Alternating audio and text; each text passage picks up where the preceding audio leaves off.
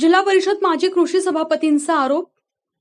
सिंचन विहिरींवरून जिल्हा परिषदेसह धुळे ग्रामीणमध्ये श्रेयाचं राजकारण. धुळे तालुक्यातील सिंचन विहिरींच्या विधानसभेत तारांकित प्रश्न उपस्थित करून धुळे ग्रामीणचे काँग्रेसचे आमदार कुणाल पाटील यांनी धुळे तालुक्यातील शेतकऱ्यांचं नुकसान केल्याचा आरोप जिल्हा परिषदेचे माजी कृषी सभापती प्राध्यापक अरविंद जाधव यांनी केलाय. तालुक्यातील शेतकऱ्यांचं नुकसान करणारेच आता सिंचन विहिरींचं श्रेय घेण्यासाठी धडपड करत असल्याचा टोलाही त्यांनी आमदार कुणाल पाटील यांना लगावलाय. महाराष्ट्र ग्रामीण रोजगार हमी योजनेअंतर्गत सिंचन विहिरी प्रकरणी अपूर्ण माहितीचा आधार घेत बोलणाऱ्या पुढाऱ्यांनी श्रेय घेण्याच्या नादात शेतकऱ्यांचा बळी घेऊ नये असं आवाहन धुळे जिल्हा परिषदेचे अध्यक्ष अश्वनी पाटील यांचे प्रतिनिधी म्हणून माजी कृषी सभापती प्राध्यापक अरविंद जाधव यांनी केलाय.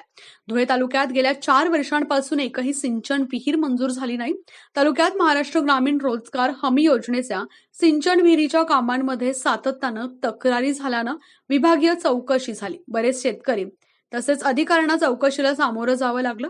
अधिकारी चौकशीच्या फेऱ्यात अडकल्यानं गेल्या 4 वर्षात मगरा रोह्यच्या माध्यमातून तालुक्यातील शेतकरी सिंचन विहिरीच्या लाभापासून वंचित राहिला. धुळे जिल्हा परिषदेच्या व्यापक भूमिकेतून प्रत्येक जिल्हा परिषद सदस्यांना प्रत्येकी 20 सिंचन विहिरींचं उद्दिष्ट देण्यात आलं. परंतु विद्यमान आमदार कुणाल पाटील यांनी ही वस्तुस्थिती आणि संपूर्ण प्रक्रिया पूर्णपणे जाणून न घेता आतताईपणानं विधानसभेत तारांकित प्रश्न उपस्थित केला. तालुक्यातील शेतकऱ्यांचा बळी घेतला. ही वस्तुस्थिती असताना तेच आमदार आज शेतकरी हिताच्या गोष्टी करताना दिसतात. त्यांनी जनाची नव्हे तर मनाची लाज बाळगली पाहिजे. त्यासोबत काही चमकोगिरी करणारे लोकप्रतिनिधी देखील आपण शेतकऱ्यांचे कैवारी असल्याच्या थाटात भूमिका घेताना दिसतात. आमदार कुणाल पाटील यांच्या तारांकित प्रश्नानंतरही सिंचन विहिरींचे प्रस्ताव 6 महिने धूळ खात पडले होते. तेव्हा त्यांची शेतकऱ्यांच्या संदर्भात तळमळ कुठे गेली होती असा सवालही प्राध्यापक अरविंद जाधव यांनी उपस्थित केलाय. विद्यमान आमदार पाटील आणि चमकोगिरी करणारे लोकप्रतिनिधी यांनी संपूर्ण अभ्यासाअंती शेतकऱ्यांचा कळवळा घ्यावा असं आव्हानही प्राध्यापक जाधव यांनी यावेळी केलंय. सर्व शेतकरी बांधवांना सिंचन विहिरीचा लाभ मिळावा, पात्र लाभार्थ्यांना खऱ्या अर्थाने तो मिळावा याच्यासाठी धुळे जिल्हा परिषदेच्या अध्यक्षा अश्विनीताई पाटील यांच्या मार्गदर्शनाखाली मुख्य कार्यकारी अधिकारी शुभम गुप्ता साहेबांनी सर्व अधिकाऱ्यांची बैठक घेऊन त्या कामकाजाला सुरुवात केली. 31 तारीख त्याची डेडलाईन ठरवली. 31 तारखेला सर्व याद्या स्क्रुटिनी झाल्या. त्याच्यामध्ये पात्र अपात्र आणि त्रुटींची पूर्तता करण्यासाठीच्या प्रस्तावांची संख्या निश्चित करण्यात आली.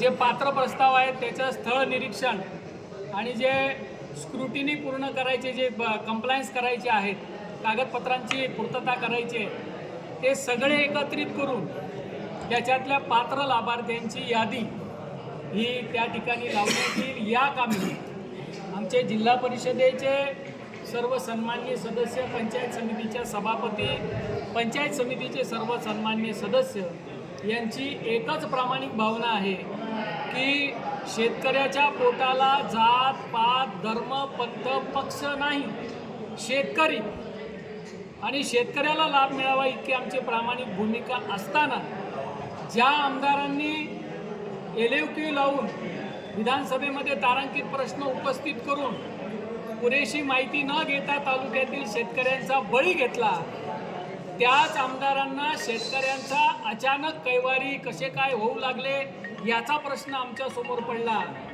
शिवाय तालुक्यामध्ये अजून काही चमकोगिरी करणारी मंडळी अधिकाऱ्यांवर दबाव टाकून किंवा एखाद्या कर्मचाऱ्यावर दबाव टाकून हे आमचं सगळं श्रेय आहे, आम्ही शेतकऱ्याचे कैवारी आहोत अशा प्रकारचा उसना आव आणण्याचा ज्यावेळेस प्रयत्न करतात त्याच्या संदर्भामध्ये तो खेद व्यक्त करण्यासाठी आणि शेतकरी बांधवांना खऱ्या अर्थानं जो लाभ मिळतो आहे, बाबा रे तो मिळू द्या, आता तरी श्रेयाच्या नादामध्ये शेतकऱ्याचा बळी घेऊ नका असं आवाहन करण्यासाठी आणि ज्या ज्या शेतकऱ्याला खऱ्या अर्थानं लाभ मिळतो आहे त्याने कुठल्याही प्रकारच्या कोणालाही 1 रुपया न देता कोणत्याही प्रकारची त्याची लुबाडणूक होऊ नये, त्याची फसवणूक होऊ नये याच्यासाठी आम्ही सर्व शेतकरी बांधवांना नम्र विनंती करतो की सिंचन विहिरीच्या लाभामध्ये आणि गाय गोठ्याच्या लाभामध्ये कोणाही दलालाला 1 रुपया देण्याचं काम नाही.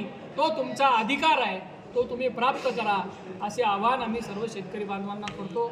धन्यवाद.